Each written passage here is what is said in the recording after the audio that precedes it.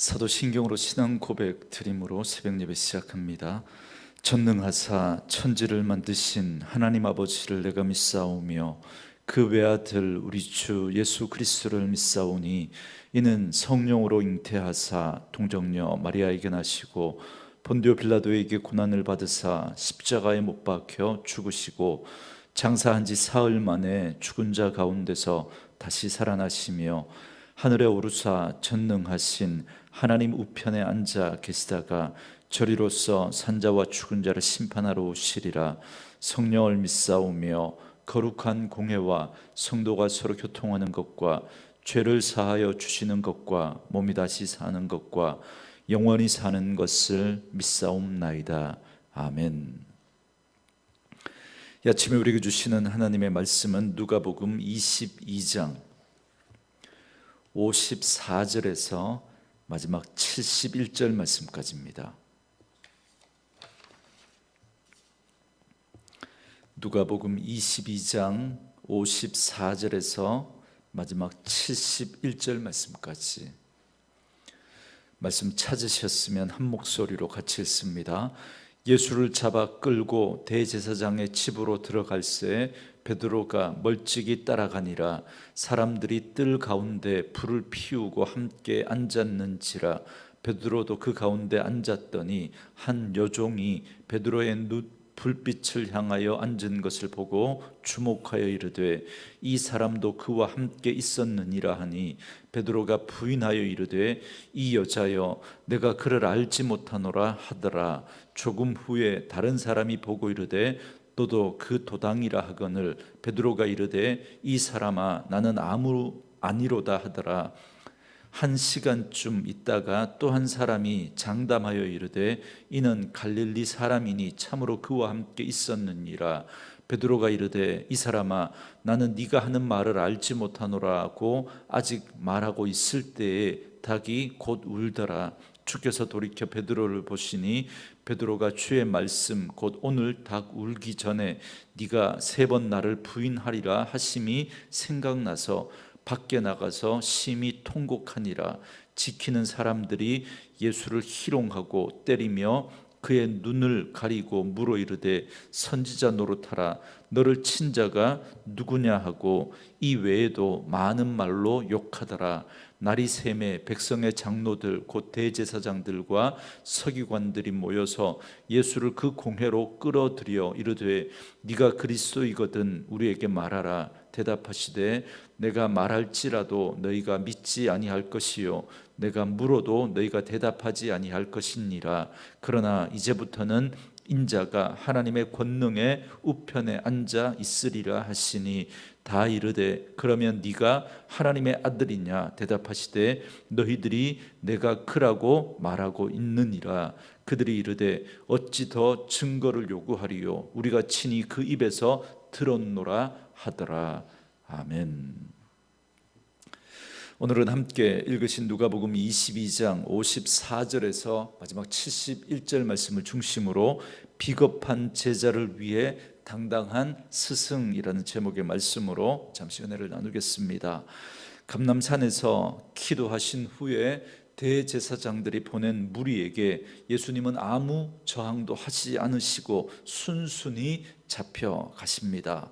비록 예수님이 잡혀서 끌려가는 상황이지만 사실은 이 모든 상황이 예수님께서 용인하셨기 때문에 그래서 지금 이루어지고 있는 일입니다. 왜냐하면 주님은 얼마든지 그들의 손에서 벗어날 수 있었지만 그런 힘을 가지고 계셨지만 그 모든 상황을 참으셨기 때문에 그렇습니다.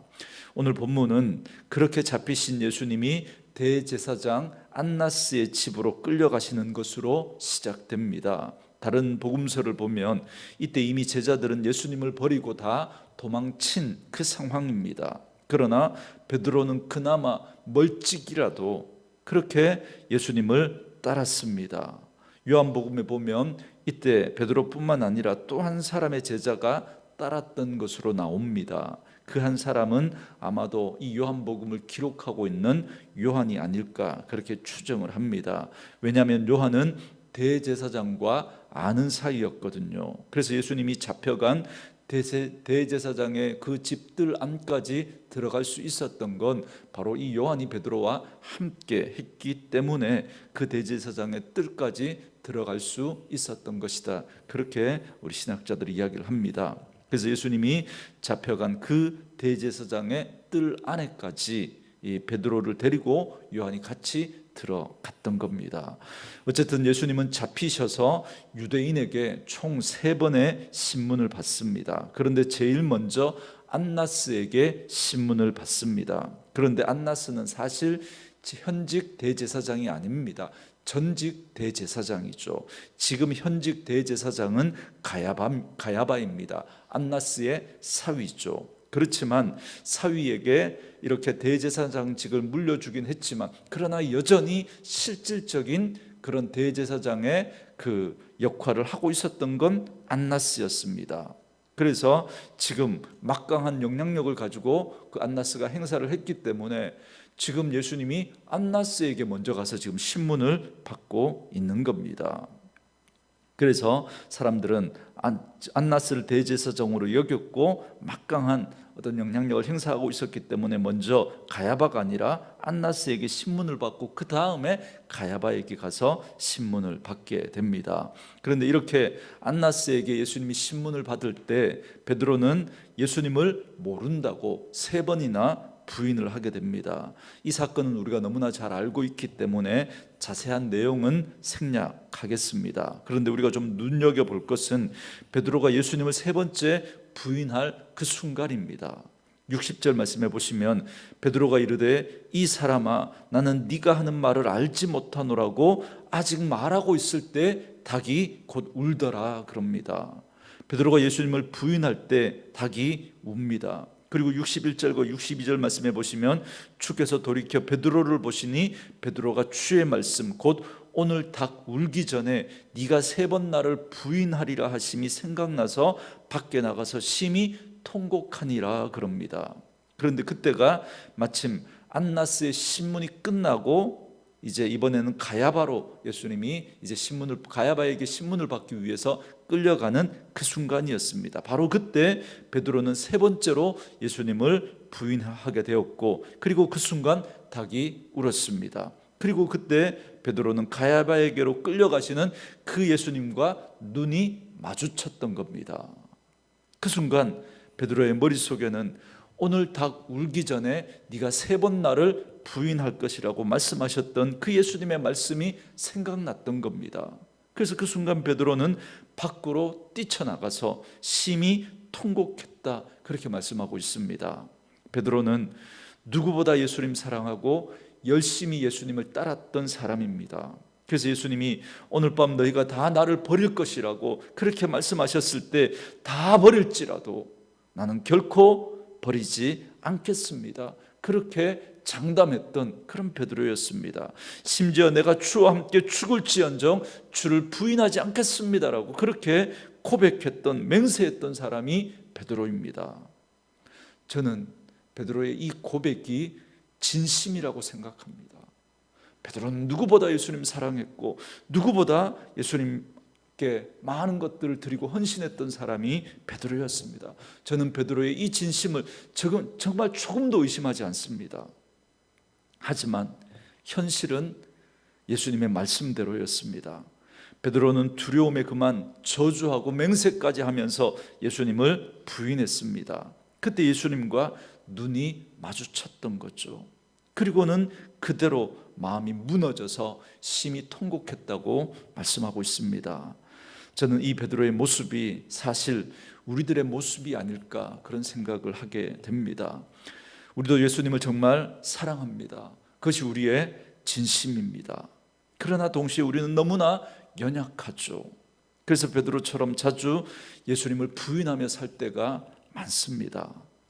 죄의 유혹 앞에서 사람들을 두려워하는 그 마음 때문에 그리고 순간 이해관계 속에서 나도 모르게 예수님을 부인하는 그런 우리의 모습이 있지 않습니까? 어떤 문제들을 만나면 그 문제 앞에 함몰되어서 예수는 보이지 않고 그 상황만 보이면서 두려워하는 그 마음에 마치 예수님 없는 것처럼 예수님 부인하며 살아가는 그런 우리의 모습은 아니냐는 겁니다. 그래서 우리는 함부로 장담할 수가 없는 거예요. 함부로.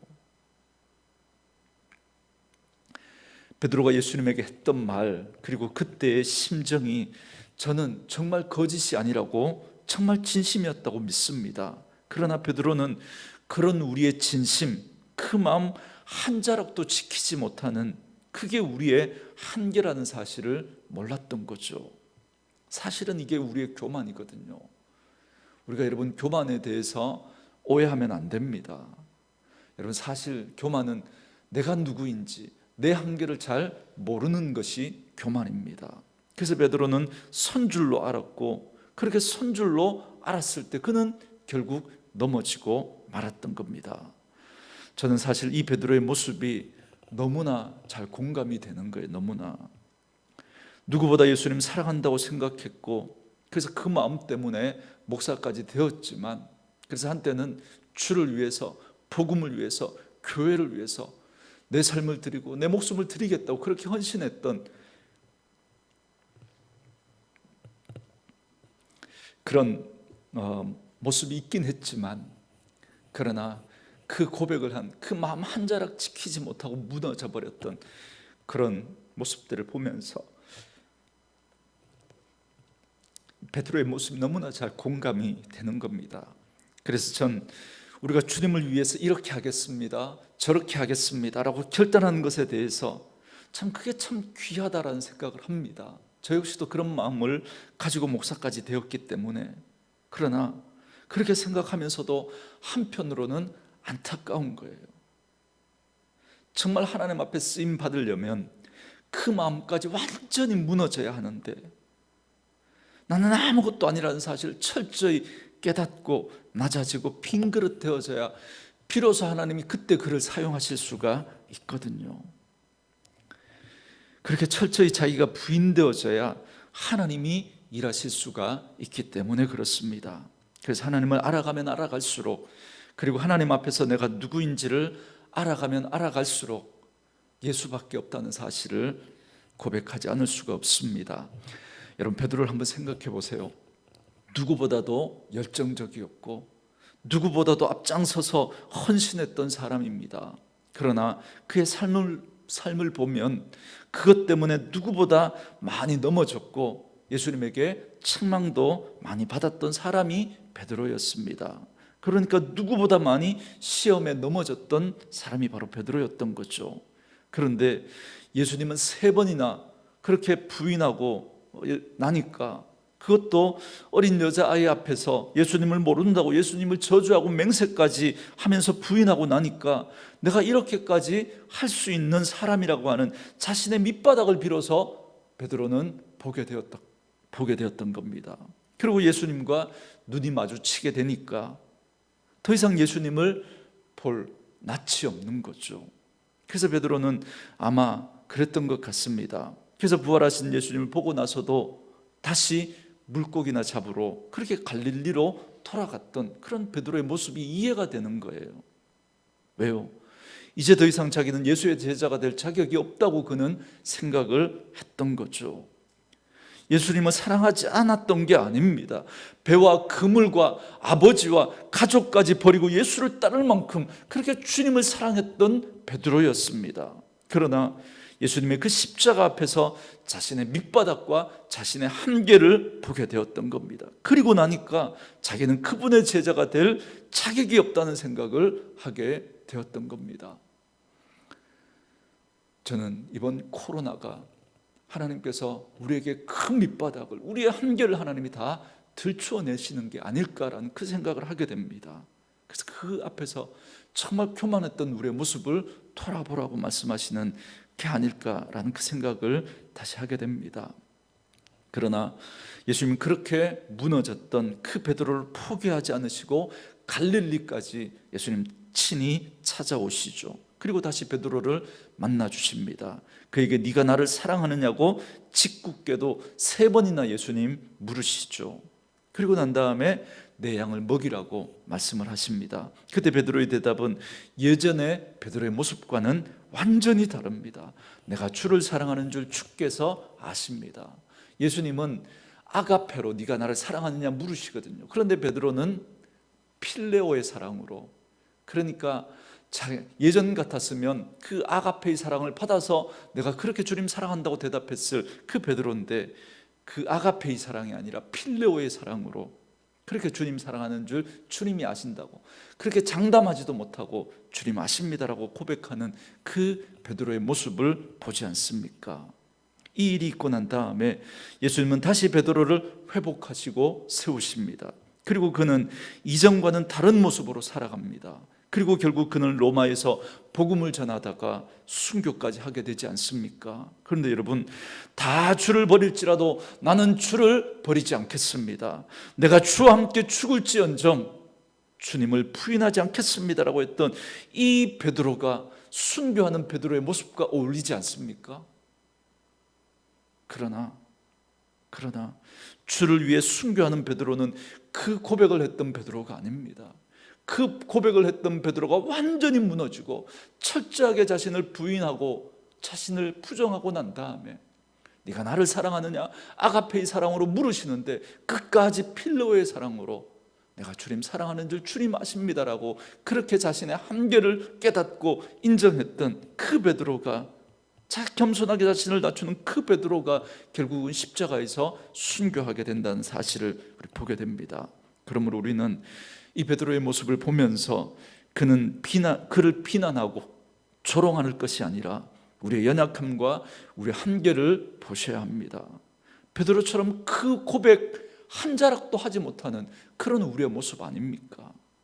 만약에 그 고백을 했다고 할지라도 예수님을 사랑한다면, 그러나 그 고백을 사랑한다고 그 고백을 했던 그 고백 한 자락도 지키지 못하는 그런 우리의 모습이기 때문에 그렇습니다. 그래서 우리는 예수밖에 없고 무슨 일이 있어도 그 예수님을 놓치면 안 되는 것이죠. 그래서 끝까지 주님의 은혜를 붙들고 연약한 우리를 위해서 자기를 십자가를 그렇게 걸어가셨던 그 주님 우리 붙들어야 하는 것입니다. 계속해서 이제 예수님은 산헤드린 공회에서 신문을 받으십니다. 오늘 누가는 이 가야바에게 신문을 받는 그 장면을 생략하고 이렇게 산헤드린 공회에 이렇게 신문을 받는 그런 장면으로 지금 바로 넘어가고 있는데, 사실은 가야바의 집에 가서 또 예수님은 신문을 받으시면서 거기서 사형 언도를 받습니다. 이미 가야바에 거기서 사형 언도를 해놓고 이제 산헤드린 공회에서 최종 결정을 앞두고 있는 거죠. 그런데 이미 그들은 다 결정을 해놓은 겁니다. 형식적인 절차만 밟고 있는 거죠. 그래서 그들은 이미 예수님을 죄인 취급해버립니다. 여러분, 우리가 아는 법률 용어 가운데 무죄 추정의 원칙이라는 게 있습니다. 그러니까 대법원에 가서 마지막 3심에서 최종 이렇게 그 판결이 나기 전까지는 혐의가 있더라도 그 피의자 신분에게 그 죄인이라고 그렇게 물으면 안 된다, 죄인 취급하면 안 된다는 겁니다. 죄를 짓지 않은 사람처럼 무죄 추정의 원칙을 지켜야 한다라는 게 바로 그 말입니다. 그런데 이미 그들은 가야바의 앞에서 사형 언도를 내려놓고 이미 죄인 취급을 하고 있는 겁니다. 그래서 63절과 65절에 보시면 예수님을 지키는 사람들이 예수님을 희롱하고 마구 때리면서 욕을 합니다. 그리고 날이 밝자 그들은 이미 짜여진 각본대로 재판을 진행합니다. 그래서 산헤드린의 재판은 대제사장이 그 회의 의장이 되고 70인으로 구성된 서기관과 랍비와 바리새인과 그리고 제사장과 사두개인들과 장로들의 대표들이 배심원이 되어서 신문을 합니다. 그리고 난 다음에 표결에 붙여서 3분의 2가 유죄라고 하면 이제 유죄 판결을 받게 되는 겁니다. 아마 신문을 하는 동안 공회에서 많은 그런 말들이 오갔을 겁니다. 그러나 누가는 핵심적인 두 가지 질문과 그리고 그 질문에 대한 예수님의 대답을 간략하게 기록합니다. 67절에 보시면 첫 번째 질문으로 네가 그리스도이거든 말하라 그럽니다. 이 질문의 정답은 그렇다라는 겁니다. 하지만 그렇다고 대답하면 그들에게 로마 총독 빌라도에게 고발할 그 빌미를 주게 됩니다. 그래서 예수님이 이렇게 대답하시죠. 67절과 68절 말씀에 이르되 네가 그리스도이거든 우리에게 말하라 대답하시되 내가 말할지라도 너희가 믿지 아니할 것이요 내가 물어도 너희가 대답하지 아니할 것이다. 그렇게 말합니다. 예수님은 그들의 생각을 이미 다 알고 계셨던 거죠. 그래서 그렇다 아니다 그렇게 대답하지 않습니다. 예수님은 그들의 견고하고 그 딱딱한 그 불신의 마음을 이미 꿰뚫어 보셨습니다. 그들은 이미 예수를 죽이기로 다 결정을 했거든요. 그래서 예수님이 진실을 말해도 그들은 믿지 않을 것입니다. 그래서 예수님은 구약 성경의 말씀을 인용하십니다. 69절 말씀에 그러나 이제부터 인자가 하나님의 권능의 우편에 앉아 있으리라 하시니 그럽니다. 이 말씀은 다니엘 7장 13절과 14절 말씀을 인용해서 말씀하신 그 내용인데요. 이 말씀을 통해서 예수님은 내 나라는 이 땅에 속한 것이 아니라 하늘에 속해 있다라는 걸 지금 말하고 있는 겁니다. 지금 예수님을 지금 죽여야 한다고 그렇게 죄를 묻고 몰아가고 있는 것, 이건 정치적인 이유거든요. 지금 유대는 로마의 식민지 가운데 있습니다. 그런데 그 예수님이 그렇게 이스라엘의 왕이라고 그렇게 이야기를 하니까 지금 이건 뭐예요? 로마 입장에서 보면 정치적인 반역죄를 지금 일으키는 거거든요. 그래서 정치적으로 지금 예수님을 그렇게 반역자로 몰아가기 위해서 그렇게 그 질문을 하고 있는 겁니다. 그런데 예수님께서는 내 나라는 이 땅에 속한 게 아니라 하늘에 속했다라고 하면서 그들의 그 정치적인 그 전략에 말려들지 않았던 겁니다. 여러분, 교회가 정치적인 문제에 휘말리면 안 됩니다. 분별하셔야 돼요. 정치적인 종교 사기꾼에게 여러분 속으시면 안 됩니다. 교회가 정치적인 그 문제에 휘말리는 순간 교회는 둘로 나누어집니다. 어느 쪽에서든 교회는 둘로 나누어집니다. 여러분 우리가 역사를 통해서 너무너무 잘 알지 않습니까? 당파 싸움으로 여러분 나라를 말아먹었던 그것 때문에 집안 간의 원수가 되고 그것 때문에 칼부림이 나고 술을 마시다가 여러분 이 정치적인 문제가 여러분 이게 뭐 해결되었던 적이 있습니까? 어느 나라를 늘 여러분 이 정치적인 이 서로의 다른 입장은 여러분 하나가 될 수가 없습니다. 거기에 여러분 교회가 휘말린다는 건 여러분 결코 있어서는 안 되는 거죠. 예수님은 그들에게 그런 빌미를 주지 않으셨던 거죠. 그리고 자신이 하나님의 나라의 권능으로 다스릴 참된 그리스도라는 사실을 밝히십니다. 그렇기 때문에 여러분 분별하십시오. 속지 마십시오. 이렇게 자신의 의도대로 되지 않으니까 이제 그들은 회심의 질문을 던집니다. 70절 말씀에 다 이르되 그러면 네가 하나님의 아들이냐 대답하시되 너희들이 내가 그라고 말하고 있느니라 그럽니다. 네가 하나님의 아들이냐고 그들이 단도직입적으로 묻습니다. 그러니까 예수님은 너희들이 내가 그라고 말하고 있다라고 말씀하시죠. 그러니까 다시 말하면 너희들이 지금 진실을 말하고 있다 그렇게 지금 이야기하신 겁니다. 간접적으로. 그러자 그들은 기다렸다는 듯이 무슨 증거가 더 필요하냐고 그러면서 들고 일어나서 예수를 그렇게 죽이려고 하는 겁니다. 사실 예수님을 고소할 만한 아무런 증거도 없습니다. 로마의 총독 빌라도도 여러분 예수를 신문했지만 그에게 죄를 물을 수 없다고 그에게 죄를 발견할 수 없다고 하지 않았습니까? 그러나 이미 그들은 예수를 죽이기로 결정을 해놓았거든요. 예수님은 그 사실을 다 아시면서도 담담하게 진실을 말씀하십니다.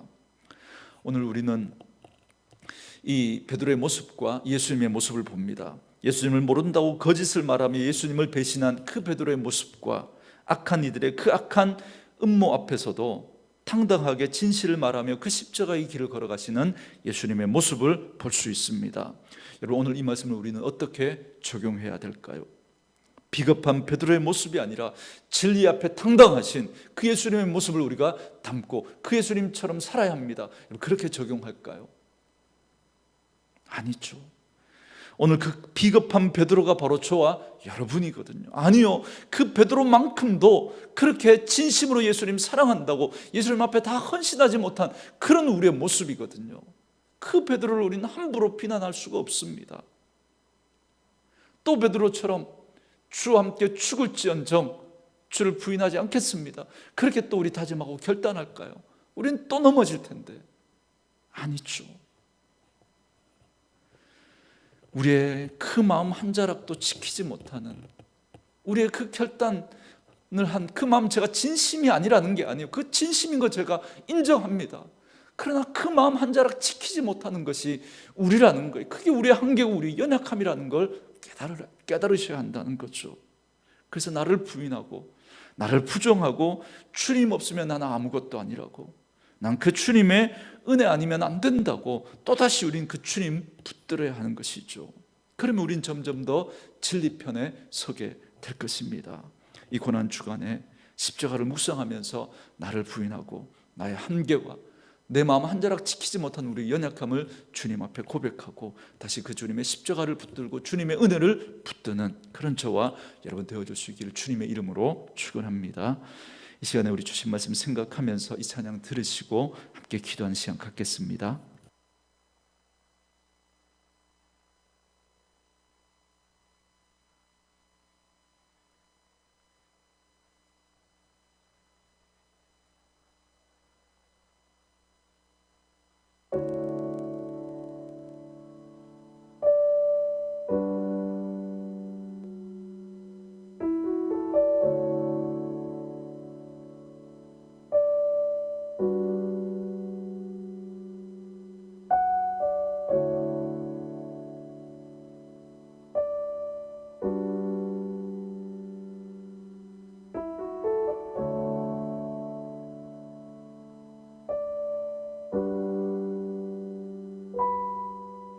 같은 길에서 다른 계절을 만나고 기쁨 슬픔 반복되는 모든 시간 속에서 주님을 바라보네. 같은 길 위에 나의 계절을 아시고 근심 평안 공존하는 모든 상황 속에서 주 나를 살피시네. 하늘에 닿아도 주님밖에 없고 땅 위에 놓여도 주님밖에 없네. 인생을 걸을 때 주를 따라가고 내 삶이 다할 때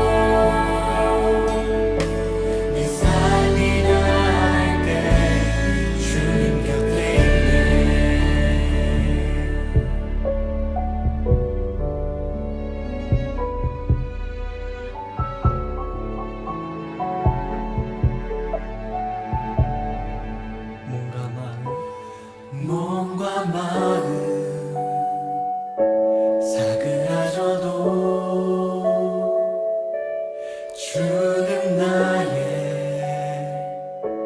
영원한 반석, 몸과 마음 시들어가도 나는 주를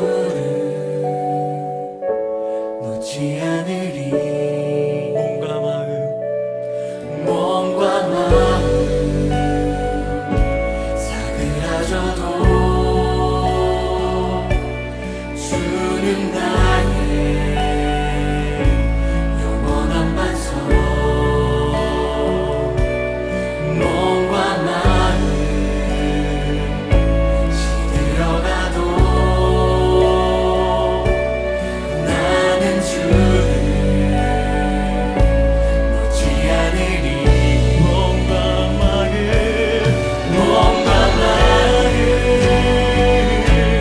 사그라져도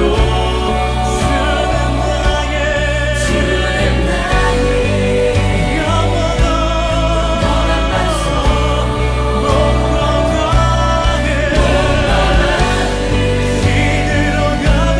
시들어가도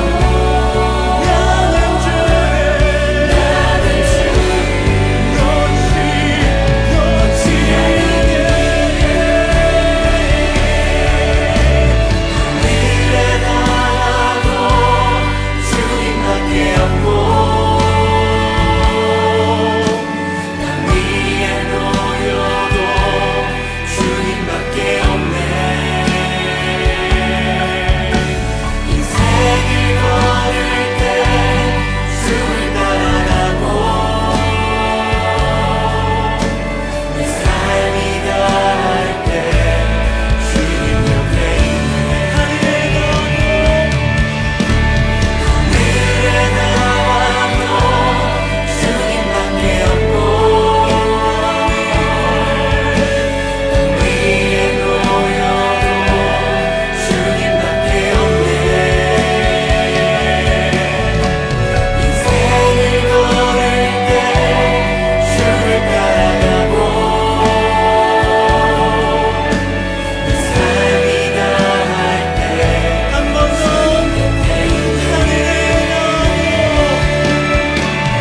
하늘에 나가도 주님밖에 없고, 땅 위에 놓여도 주님밖에 없네. 인생을 걸을 때 주를 따라가고, 내 삶이 다할 때 주님 곁에 있네. 하늘에 나도 주님밖에 없고, 땅 위에 놓여도 주님밖에 없네.